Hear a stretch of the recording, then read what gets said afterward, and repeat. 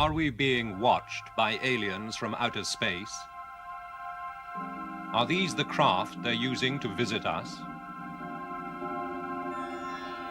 Did this Scottish forester really have a close encounter in this lonely glade?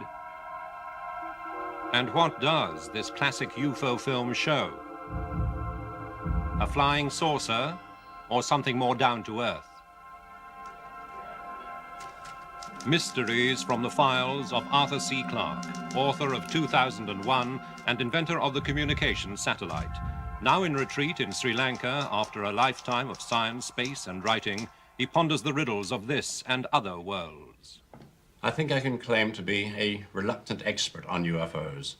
I've been interested in them for almost 50 years, long before the phrase flying saucers was invented. UFOs are very common. If you've never seen one, you're either unobservant or you live in a cloudy area. I've seen half a dozen good ones, and now I have some very definite opinions on the subject.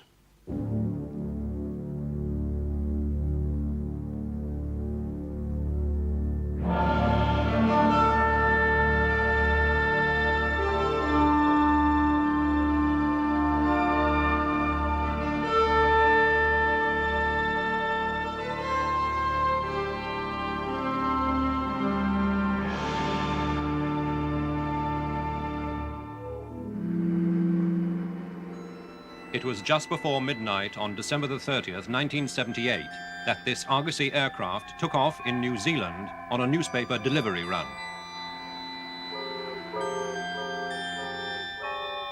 It followed the route taken 10 days earlier by a plane which had reported weird flying objects off the Kaikoura coast, objects confirmed by radar controllers in Wellington. Now a TV crew was on board with Australian reporter Quentin Fogarty. We're now approaching the Clarence River, where the highest concentration of UFOs was sighted on the morning of December the 21st. We're at an altitude of 14,000 feet, and we're on exactly the same route taken by Captain Powell when he encountered those mysterious objects. It's a beautiful, clear night outside, and naturally, we'll be looking out for anything unusual. Hardly had Fogarty spoken when things began to happen. We've just heard from Wellington radar that we've got an object about a mile behind us and it's following us. Let's hope they're friendly. It's really getting a bit frightening up here. There's a whole formation of unidentified flying objects behind us. But there were closer encounters to come. On the return journey from Christchurch, Fogarty spotted another object. It was extremely bright, much brighter than any of the other stars in the sky. Now it's just dimmed, it's gone. It's back again. It appears to be going behind cloud. I can't quite make out whether it in fact is going behind cloud or whether in fact the light is just dimming. No, it's such a bright light, it's lighting up the clouds around it. This is by far the best of the unidentified flying objects we've seen so far. According to our cameraman, David Crockett, who's been filming it for the past few moments, it appears to have a brightly lit bottom and a transparent sort of sphere on top, so it appears to be, well, like a flying saucer. Got another one right in front of us, very bright, giving off an orange flashing light. It looks like an aircraft beacon. It seems to be rolling and turning. Oh, I don't know. I really don't know what's going on. After the plane landed at Blenheim, the investigation began. Skeptics suggested they'd seen the planet Venus, but most of the film was taken more than half an hour before Venus could have been visible. An American Navy physicist, Dr. Bruce Maccabee, analyzed the film and rejected theories that it showed meteors or ships or birds. Several of the objects had shown up on radar screens. One of them had left this extraordinary trail on a single frame of film. And although the start of this sequence is out of focus, some frames seem to show what the TV crew and pilots said they'd seen. a luminous base with a transparent top. Dr. Maccabee's conclusion, no known explanation could account for all the facts.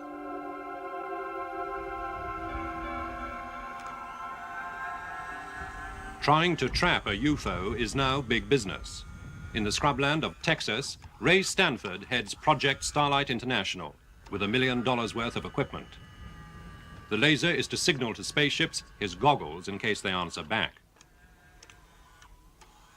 The aim is to use the highest technology to establish beyond doubt that craft from other times or worlds are visiting the Earth.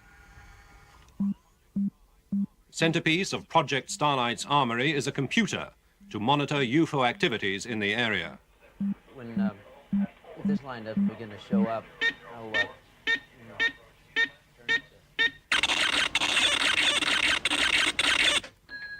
This is an Operation Argus alert. Please proceed as you have been instructed. The computer automatically calls up spotters to scan the skies. And it really hits the panic button if a landing is indicated.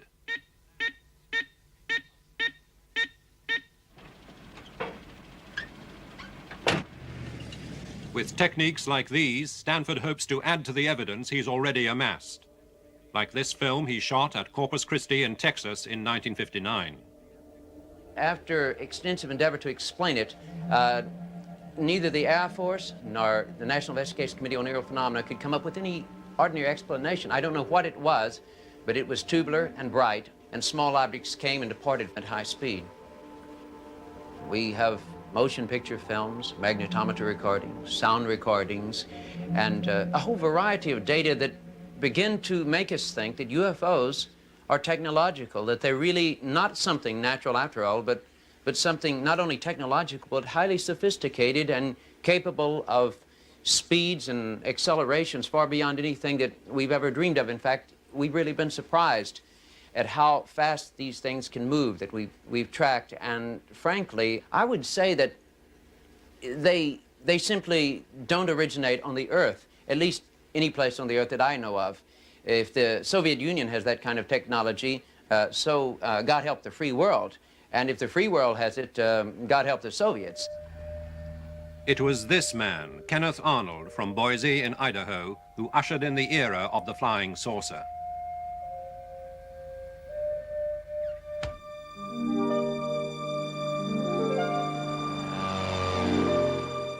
On June the 24th, 1947, he took off from this airfield at Chehalis in Washington State and headed for the high Cascade Mountains. A member of the Idaho Search and Rescue Organization, his intention was to look for a crashed military aircraft. But as he scoured the slopes of Mount Rainier, something happened to change his life and trigger off a worldwide obsession that endures to this day. At this point is when I would say approximately is where I had this terrific flash hit the air. My aircraft lit up the inside of my aircraft, and I assumed, of course, at the time in a split second that it was probably a P-51 fighter that had dove over my nose, and that it was the sun's reflecting upon his bright wing surfaces that caused it. However, before I gathered my wits together, I looked way off here to the north, and then when I saw where the flash came from, it was an echelon formation of very peculiar-looking aircraft, and they were rapidly approaching Mount Rainier.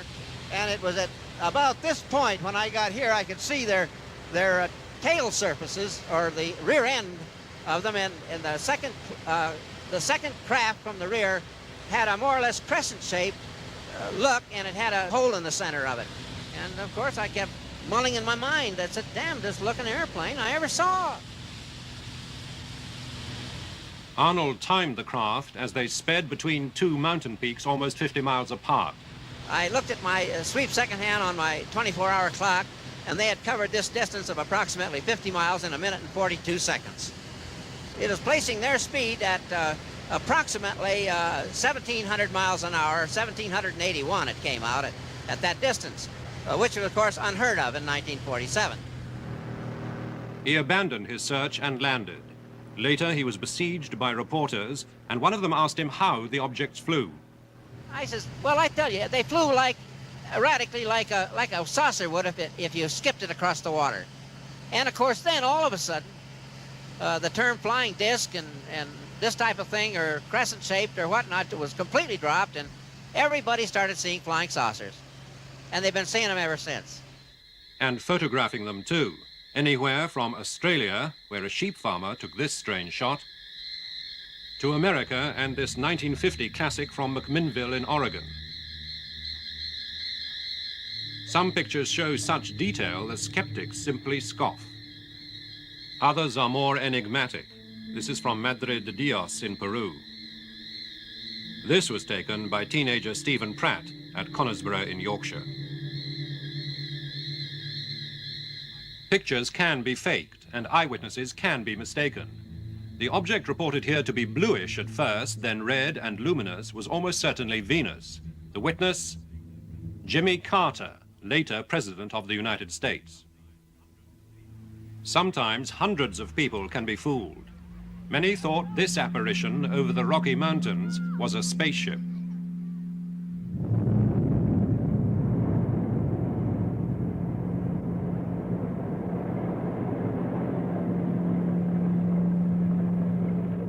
In fact, it was a large meteorite which grazed the Earth's atmosphere 40 miles up and then bounced off forever into space. But don't laugh at these people. Anybody can be fooled by a thing like this. I've been myself. In fact, behind these doors is my own favorite personal UFO.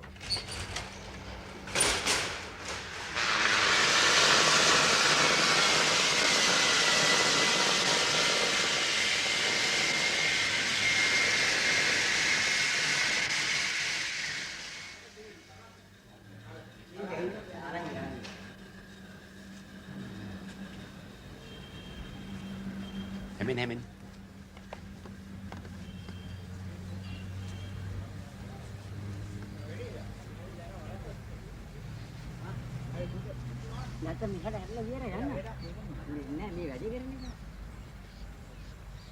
I was standing in the garden of my house late one afternoon.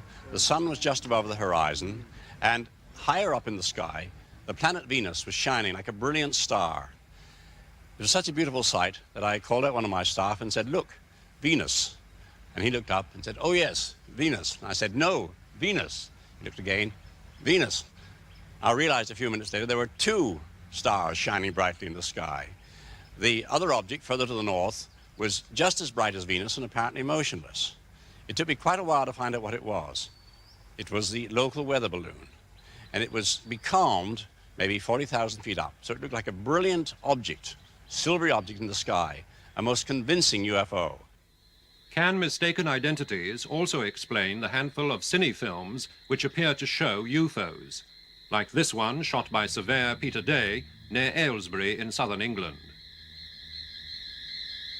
Or this hazy footage taken at a baseball stadium in Great Falls, Montana, which some think shows Air Force jets preparing to land.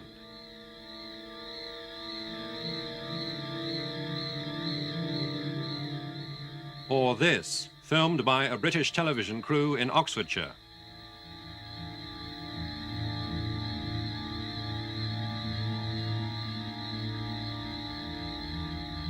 Could it be, as some suggest, simply an American Air Force plane jettisoning fuel high above the Earth?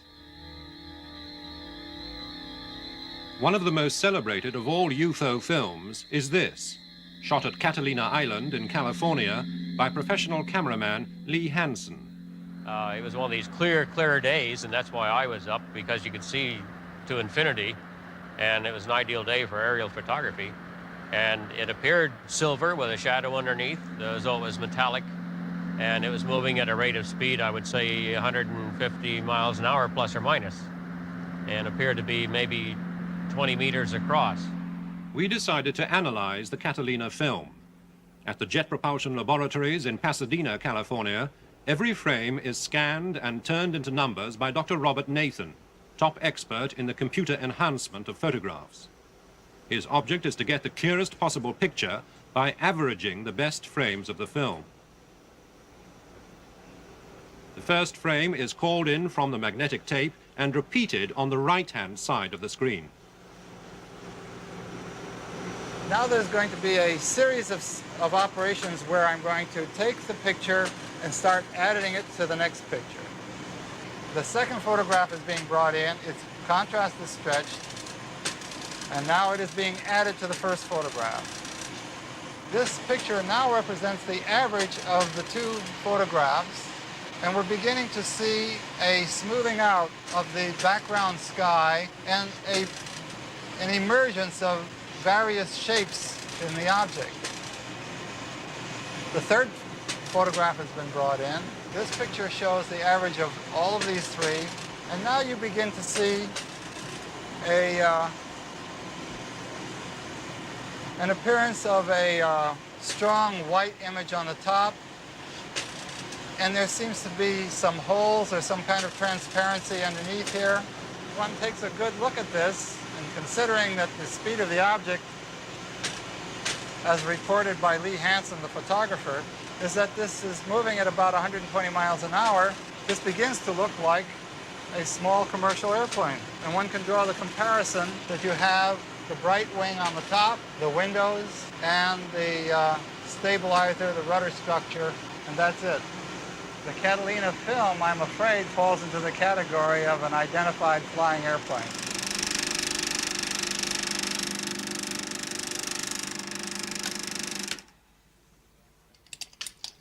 Well, I've looked at this film quite a few times, and I'm convinced that it was a small private plane.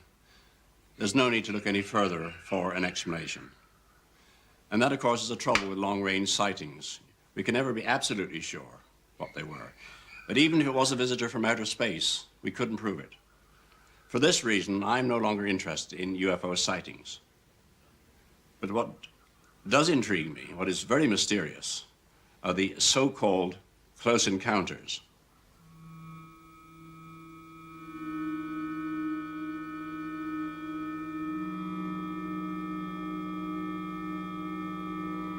One such encounter happened to Mrs. Jessie Rustenberg, then living in this Staffordshire farmhouse. It was on an October day, the 21st of October in 1954. I was in the back kitchen of the house preparing myself, just having washed, and I heard this noise. Now, it was just like a giant cauldron of water being poured onto a red-hot fire, but if you can imagine, 1,000 times louder. And my first reaction was the children. I must get out, there's a plane crashing.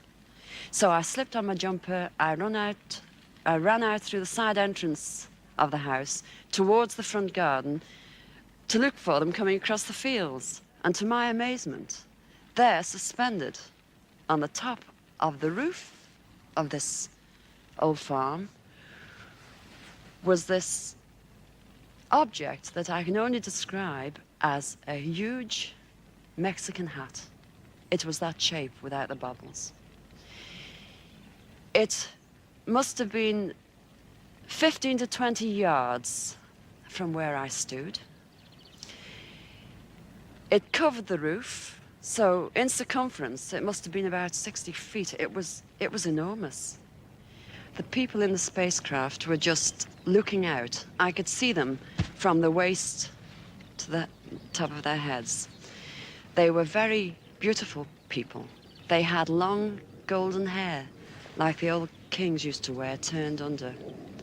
They had a very vivid blue, like ski top affair on, and they just looked at us. Their eyes, the expression in their eyes were full of compassion. And then, all of a sudden, I felt the tension leaving me, and I felt movement, and I turned round to touch my children, and when I looked again, it was gone. Now, we stood there, and I said to the boys, "Did you see what I seen?" "Yes, Mummy, yes." I said, "Well, where is it? It's gone." And we looked, and my second son said, "There it is, Mum." And we watched it in the sky, just like a cotton reel, circle round the farm 3 times, and then it just shot straight up and away.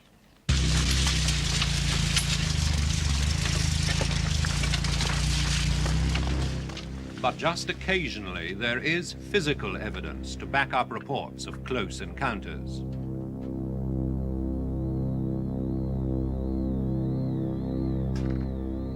morning of November the 9th, 1979, forestry worker Bob Taylor walked down this woodland track outside Livingston New Town near Edinburgh.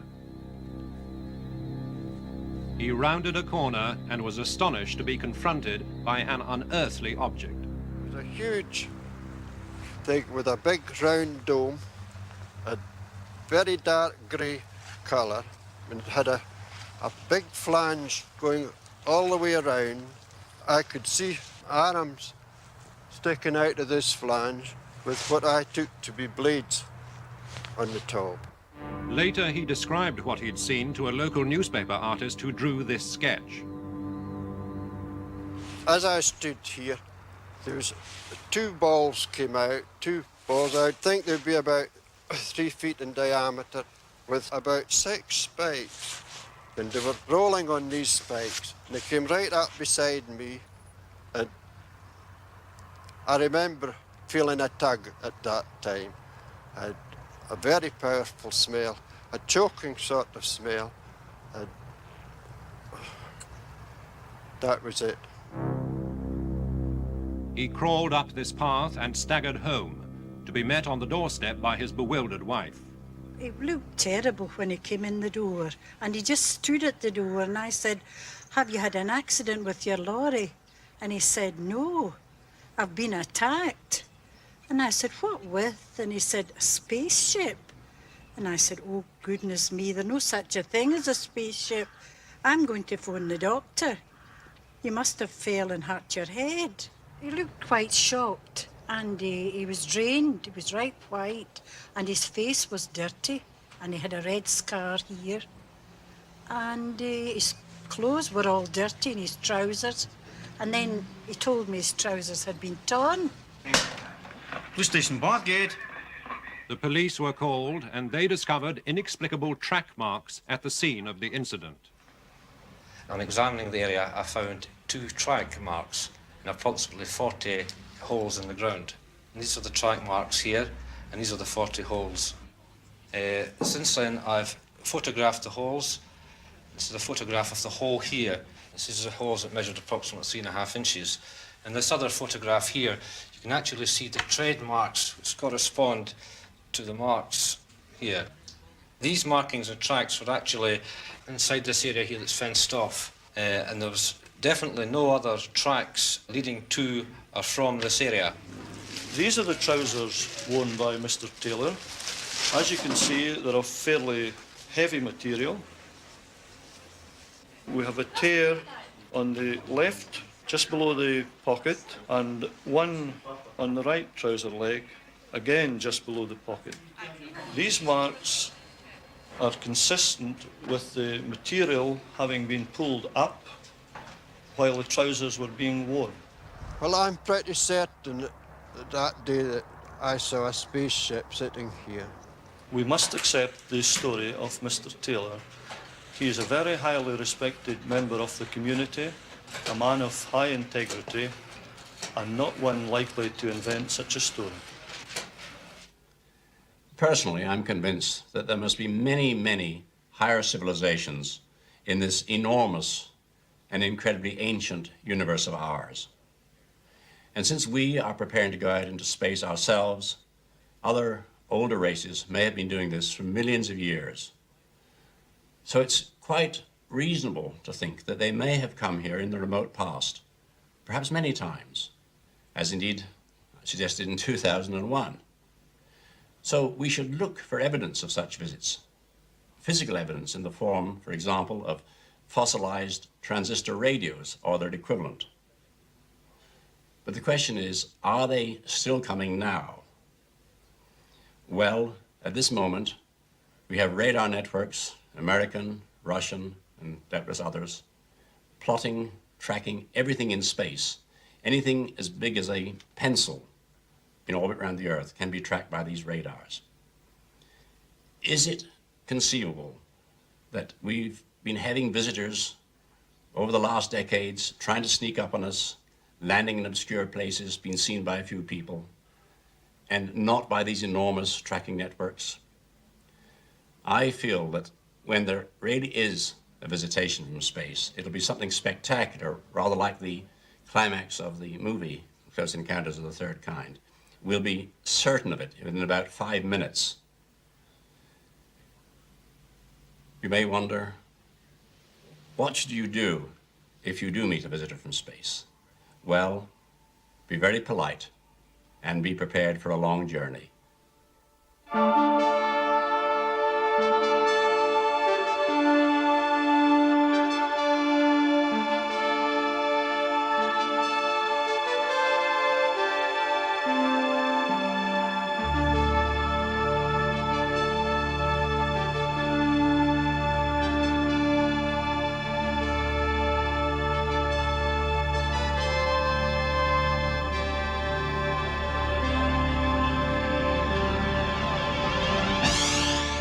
Next week, dragons, dinosaurs, and giant snakes.